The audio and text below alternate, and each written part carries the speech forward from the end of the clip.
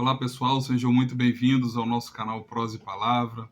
Que Deus abençoe a sua vida, a sua tarde, a sua noite, o seu dia, no nome de Jesus. Hoje a gente vai bater um papo e falar sobre um texto que está no Evangelho de Lucas, no capítulo 17. A gente vai bater um papo sobre essa parte das Escrituras aqui, que fala da cura de 10 leprosos. E o texto de Lucas é um texto muito rico, porque o Evangelho de Lucas ele foi escrito pelo Dr. Lucas, que era grego, um estrangeiro que se converteu ao Evangelho e escreveu o Evangelho de Lucas. Não somente o Evangelho de Lucas, mas também ele escreveu o livro Atos dos Apóstolos, que é um livro histórico. E a gente vai debruçar agora sobre esse texto aqui e vai aprender um pouco aqui do que o Senhor vai falando aos nossos corações. Amém? O texto está Lucas 17, a partir do versículo 11, que diz assim: E aconteceu que, indo ele a Jerusalém, passou pelo meio de Samaria e da Galiléia. E, entrando numa certa aldeia, saíram-lhe ao encontro 10 homens leprosos, os quais pararam de longe e levantaram a voz, dizendo: Jesus, mestre, tem misericórdia de nós. E ele, vendo-os, disse: Ide e mostrai-vos ao sacerdote. E aconteceu que, indo eles, ficaram limpos da lepra. E um deles, vendo que estava são, voltou, glorificando a Deus em alta voz.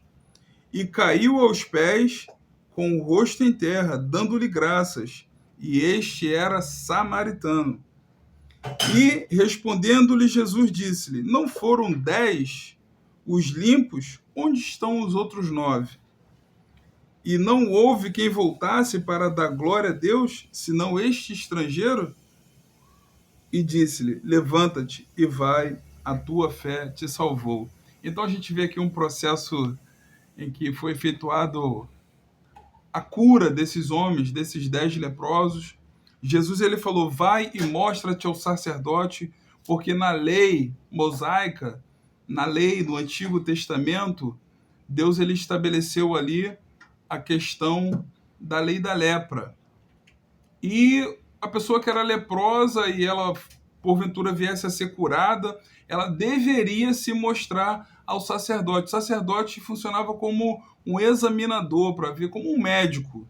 Ele funcionava como um médico para averiguar se a pele da pessoa estava com lepra ou não, e a partir daí ela novamente voltar ao convívio social.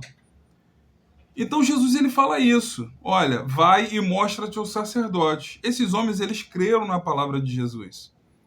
E na medida em que eles foram caminhando, eles viram e ficaram limpos. Ou seja, por quê? Porque eles creram na palavra que foi liberada.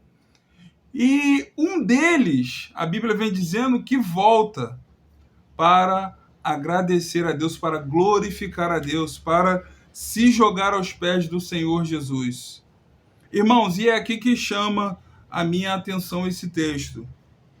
O tema dessa mensagem é até esse mesmo: tomando o caminho de volta. Todos os dias nós temos que tomar o caminho de volta. Por quê? Porque a lepra, numa conotação bíblica, a lepra ela é como o pecado. Ela tem uma conotação de pecado. A lepra na Bíblia ela tem uma conotação de pecado. E nós, seres humanos, todos nós seres humanos, a Bíblia vem dizendo em Romanos, no capítulo 3, no versículo 23, vem dizendo: todos pecaram e destituídos estão da glória de Deus. Essa palavra destituído no dicionário, você vai ver que é desamparado, que é afastado. Então todos pecaram e estão desamparados, afastados da presença de Deus.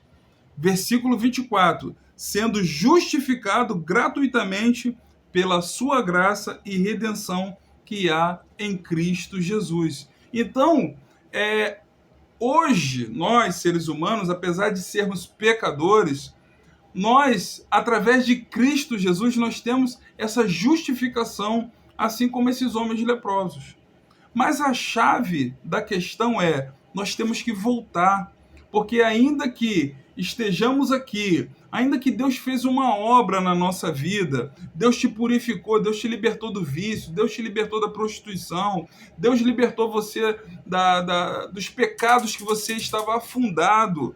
Hoje você não vive mais nesse pecado, mas ainda assim você peca. Ainda assim eu e você continuamos a pecar. Então todos os dias nós precisamos voltar. Nós precisamos estar, aleluia, tomando esse caminho de volta, igual esse leproso, esse leproso aqui que voltou.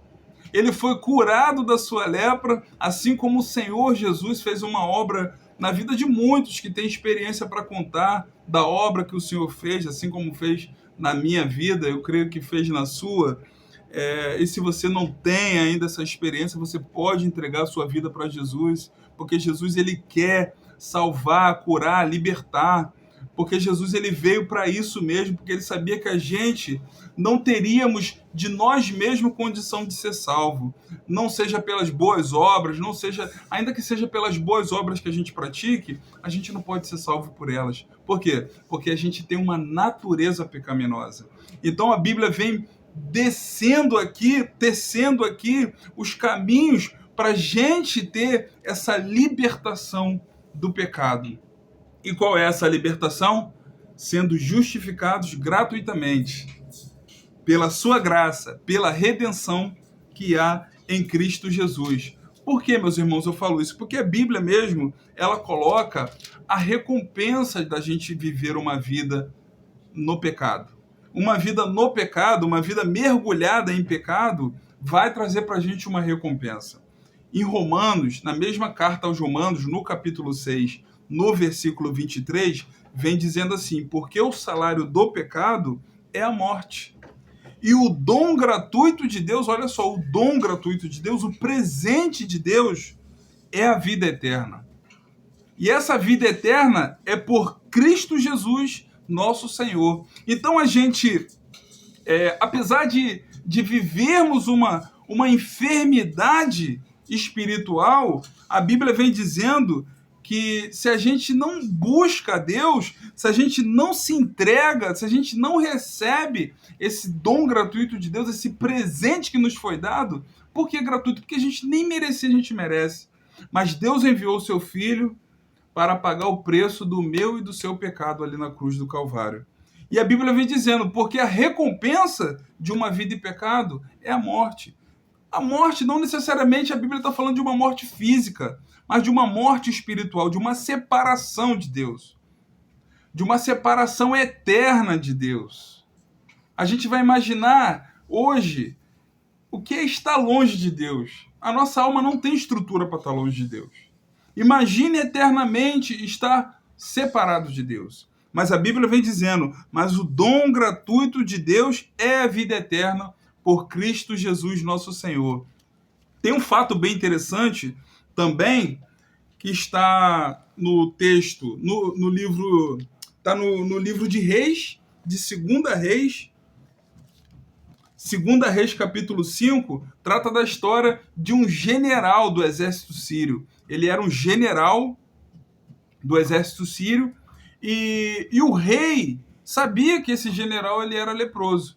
A Bíblia vem dizendo, Naamã, chefe do exército da Síria, era um grande homem diante de seu senhor, ou seja, diante do seu rei, e de muito respeito, porque porque por muito ele, o Senhor, dera livramento aos sírios. E este era homem valoroso, porém leproso. E o que acontece? Que esse general sírio, ele leva cativo uma escrava, uma israelita. E o círculo íntimo de Naamã, a sua família, a sua esposa, eles sabiam que Naamã era leproso, porém as demais pessoas não sabiam, porque ele, como general, vestia-se daquela roupa pomposa, que não aparecia a sua lepra. Mas as pessoas do círculo íntimo sabiam que ele era leproso. E a Bíblia vem dizendo que essa escrava israelita fala, olha, se o meu senhor, ou seja, se o general soubesse que existe profeta em Israel, ele seria curado. E Naamã, ouvindo isso, ele pede carta ao rei dele para ter um encontro com esse profeta de Israel. Então ele sai lá da Síria, de Damasco, e vai até Israel ao encontro desse rei de Israel, para que, através do rei de Israel, ele venha ter esse encontro com o profeta israelita, que era o profeta Eliseu. E a Bíblia fala que ele sai de Damasco, ele sai com uma carta do rei sírio até ele se desloca com uma comitiva, e uma viagem naquele tempo não era uma coisa fácil, uma viagem naquele tempo era uma coisa que demandava muito tempo mesmo, era cansativo, era através no lombo dos animais, enfim. E ele faz essa comitiva, ele vai até Israel, ele sai da Síria e vai a Israel. Quando ele entrega a carta ao rei de Israel, o rei de Israel se rasga. Ele rasga as suas vestes como uma questão de humilhação. Ele falando, por acaso eu sou Deus para curar esse homem? Mas Eliseu, sabendo da atitude do rei de Israel, fala assim, olha, manda ele vir comigo. Manda ele vir ter comigo, para que ele saiba que há profeta de Deus aqui em Israel. E é engraçado que quando ele vai no versículo 9, 2 Reis, capítulo 5, versículo 9, vem dizendo assim, veio, pois, Naamã com seus cavalos, com seu carro, e parou à porta da casa de Eliseu. Então Eliseu mandou um mensageiro, Eliseu não foi nem recebê-lo. Eliseu mandou um mensageiro dizendo, vai e lava-te 7 vezes no rio Jordão, e a tua carne, ou seja, a tua pele, tu vai ficar curado dessa lepra. Meu amigo, minha irmã, Eliseu, o Naamã sai indignado. A Bíblia vem dizendo que ele sai indignado. Versículo 12. Aí ele fala assim, indignado. Não é porventura Abana e Farpar, rios de Damasco, melhores que os rios de Israel?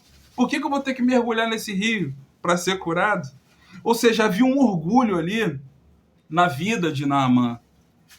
Havia uma certa soberba na vida de Naamã. E Naamã, ele vai embora indignado. Ele pega a sua comitiva e vai embora indignado. Mas Deus, irmão, pela sua misericórdia, usa um dos servos dele para falar com ele. Versículo 13. Aí vem dizendo, chegaram-se a ele os seus servos e lhe disseram, meu pai, aí é um dos servos falando com ele, o profeta te disse alguma coisa grande, alguma coisa... Se ele tivesse te pedido alguma coisa grande, o senhor não faria? Porquanto ele te pediu para o senhor se banhar no rio para ser purificado. E a Bíblia vem dizendo no versículo 14 que ele mergulhou no rio Jordão, as 7 vezes. E acabou que ao final das 7 vezes ele foi o quê? Purificado. Ele foi curado da lepra, de acordo com a palavra que o homem de Deus ali, o profeta Eliseu, determinou. E ele foi curado. Mas foi necessário para Eliseu tomar o caminho. Foi necessário para Naamã, diante dessa indignação, tomar o caminho de volta. E muitas das vezes é assim com a gente, meu irmão. A gente tem que tomar o caminho de volta. Deus, ele pode fazer uma obra na minha vida. Deus, ele pode fazer uma obra na tua vida. Deus pode curar, libertar, salvar. Mas a gente continua ainda sendo pecador. A gente tem que tomar esse caminho de volta todos os dias. Você vê a atitude desse leproso. A Bíblia diz que a Bíblia vem dizendo aqui, olha, e caiu aos seus pés, versículo 16. Voltei para Lucas agora. Versículo 16. E vendo ele que estava são, voltou glorificando a Deus. A nossa vida é para glorificar a Deus. E caiu aos seus pés com o rosto em terra, dando-lhe graças. É assim que a gente tem que viver. A gente tem que ter uma vida de gratidão ao Senhor. A gente tem que ter uma vida de gratidão por tudo que Deus fez na sua vida, na minha vida. Aleluia. Todos os dias a gente tem que tomar esse caminho de volta, meu irmão. Todos os dias a gente tem que...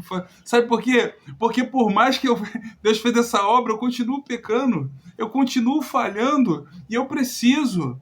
Imagine você limpar uma casa. Tem como limpar uma casa com a casa toda escurecida? a casa a luz desligada? Não. O que a gente faz? Nós acendemos a luz para que possamos ver a sujeira que está na casa. E é assim na minha e na tua vida. Nós precisamos, aleluia, vir para a luz.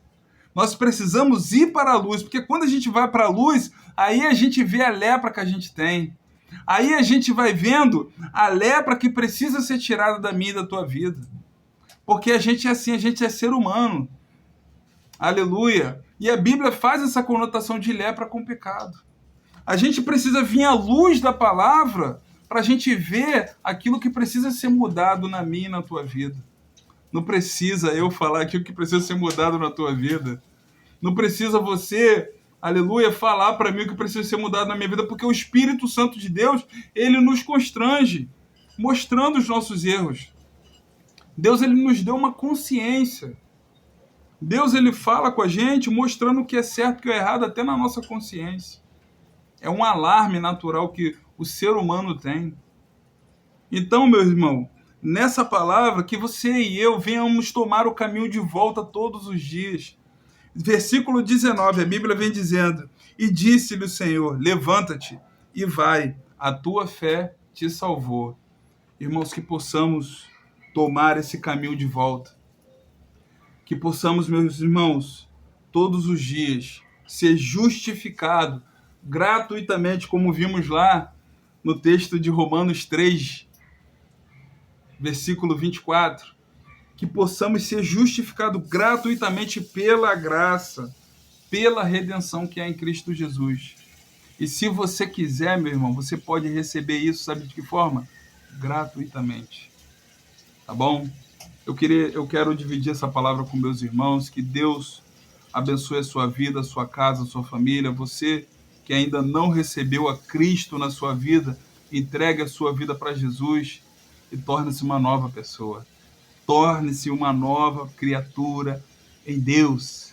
Aleluia, porque Jesus, ele cura, Jesus, ele salva e Jesus ainda liberta. Basta a gente aceitar esse dom gratuito de Deus. Basta a gente aceitar esse presente. Que Deus abençoe a tua vida, a sua casa, a sua família. Que essa palavra venha prosperar no seu coração, em nome de Jesus.